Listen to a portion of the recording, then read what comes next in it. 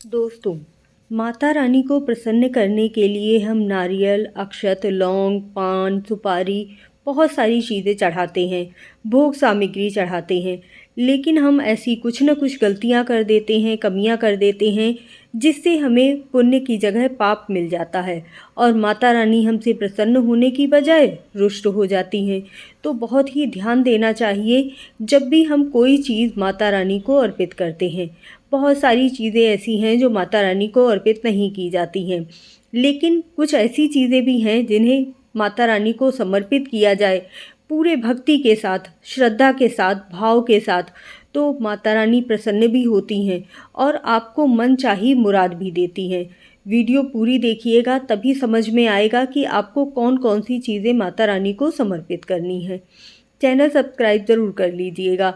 जय श्री कृष्णा, जय राधे राधे। मुझसे जुड़ने के लिए धन्यवाद। मार्गदर्शन विद स्मॉल टिप्स चैनल में आप सभी लोगों का स्वागत है। सबसे हम पहले बात करते हैं नारियल की। नारियल माता रानी को विशेष रूप से प्रिय है। 2 नारियल खरीदने हैं, एक कलश के ऊपर रखना होता है और दूसरा माता रानी को चढ़ाना होता है। लेकिन आपको ध्यान क्या रखना है, नारियल बिल्कुल भी चटका हुआ नहीं होना चाहिए। नारियल में पानी होना चाहिए। बिना पानी वाला नारियल माता रानी को समर्पित नहीं करना चाहिए। शास्त्रों में ऐसा कहा गया है कि नारियल में बीज होता है। नारियल को बीज रूप में देखा जाता है और स्त्रियां भी एक जीवन को जन्म देती हैं। इसीलिए कभी भी स्त्रियों को नारियल को तोड़ना नहीं चाहिए। जो भी नारियल समर्पित किया जाएगा उसे पूरा ही समर्पित करना है। दूसरी चीज़ है चावल। अक्षत भोले बाबा को चढ़ाए जाते हैं, माता रानी को चढ़ाए जाते हैं, लेकिन हमें ध्यान देना चाहिए कि कभी भी टूटे चावल हमें माता रानी को समर्पित नहीं करने हैं। जो कलश के नीचे रखे जाएंगे वो भी आपको टूटे हुए नहीं रखने हैं। बिना धुले हुए चावल भी माता रानी को समर्पित नहीं करने चाहिए। जगह जगह के रखे हुए होते हैं तो अशुद्ध हो जाते हैं। इसीलिए माता रानी को जब भी अक्षत समर्पित करें तो इन चीज़ों का ध्यान रखें। दूसरा, माता रानी को तुलसी नहीं समर्पित करनी चाहिए। तुलसी विष्णु भगवान के किसी भी स्वरूप में समर्पित की जाती है। विष्णु भगवान को तुलसी सबसे ज़्यादा प्रिय होती है। शालिग्राम भगवान को बिना तुलसी के भोग नहीं लगाया जाता है, लेकिन माता रानी को तुलसी समर्पित नहीं करनी चाहिए। बेल भी माता रानी को समर्पित नहीं किया जाता है। बेल भोले बाबा को प्रिय है, लेकिन माता रानी की किसी भी पूजा में बेल समर्पित नहीं करना चाहिए। जो भी चीज़ें आप बना रहे हैं, जो भी भोग सामग्री बना रहे हैं, वो बहुत ही सात्विक होनी चाहिए। प्याज लहसुन का प्रयोग उसमें नहीं होना चाहिए।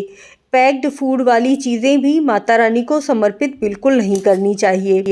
पैक्ड फूड जितने भी होते हैं सभी में केमिकल मिला हुआ होता है, प्रिजर्वेटिव किए जाते हैं जिनमें बहुत सारे केमिकल्स डाले जाते हैं। इसीलिए पैक्ड फूड कभी भी माता रानी को समर्पित नहीं करना चाहिए। माता रानी को जो भी समर्पित करें वह बहुत ही सात्विक हो। घर में बना हुआ हो तो और भी ज़्यादा अच्छा है, क्योंकि मार्केट में जो मिठाइयाँ भी मिलती हैं उनमें कुछ न कुछ मिश्रित होता है, जिससे कि आपका व्रत खंडित हो जाता है। पूरी श्रद्धा के साथ, पूरे भाव के साथ माता रानी को जो भी समर्पण करेंगे तो माता रानी आपसे प्रसन्न भी होती हैं और पूरे 9 दिन आपके घर में रहती हैं। जब माता रानी 9 दिन तक किसी के घर में रहती हैं तो पूरी जिंदगी भर के लिए ऐश्वर्य, सुख और वैभव प्रदान करके जाती हैं। माता रानी जिस पर भी प्रसन्न हो जाती हैं उसके यहाँ किसी भी चीज़ की कोई कमी नहीं रहती। कमेंट में जय माता रानी ज़रूर लिख दीजिए। माता रानी को भोग सामग्री में आप शुद्ध देसी घी, मिठाइयाँ, मालपुए, खीर, मखाने की खीर माता रानी को बहुत ज़्यादा प्रिय होती है। बताशे, मिश्री का भोग लगाइए।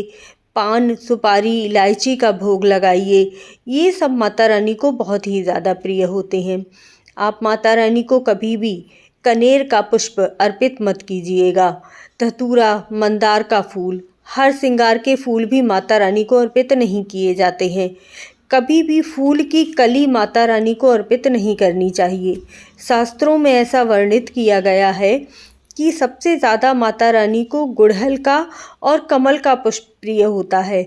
लाल रंग के पुष्प अगर आप माता रानी को समर्पित करते हैं तो वह आपको ऊर्जा प्रदान करते हैं, शक्तिवान बनाते हैं। इसीलिए माता रानी को लाल रंग का गुलाब का फूल या गुड़हल का फूल ज़रूर ही समर्पित करें। कभी भी मुरझाया हुआ या नीचे गिरा हुआ फूल माता रानी को समर्पित नहीं करना चाहिए। कभी भी फूल को धुलना नहीं चाहिए। धुलने के बाद वरुण देवता उसे स्वीकार कर लेते हैं। उसके बाद वह चढ़ा हुआ फूल हो जाता है, तो माता रानी को चढ़ा हुआ फूल समर्पित नहीं किया जाता है, ध्यान रखिएगा। जब भी हम माता रानी की पूजा करते हैं तो पूरे श्रद्धा भाव के साथ उन्हें अपने घर में आमंत्रित कीजिए। आप कहिए कि माता रानी मेरे घर में आइए, मैं आपकी श्रद्धा भाव के साथ पूजा अर्चना करूँगा और पूरे 9 दिन आपकी सेवा करूँगा।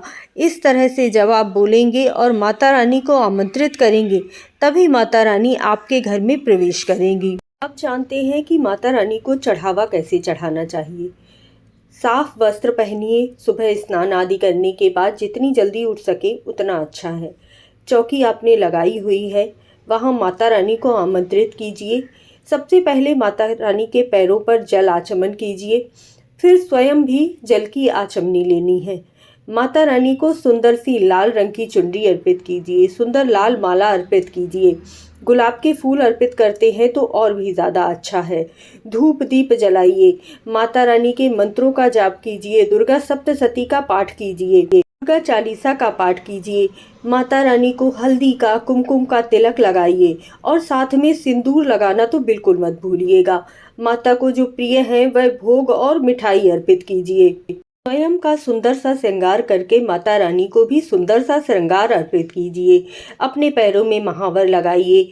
भेंट स्वरूप माता रानी के भी पैरों में महावर लगाइए। मेहंदी लेकर आइए जो माता रानी को भी समर्पित कीजिए और अपने हाथों में भी सुंदर सी मेहंदी लगाइए। माता रानी को यह छोटी सी आहुति देना बिल्कुल मत भूलिएगा।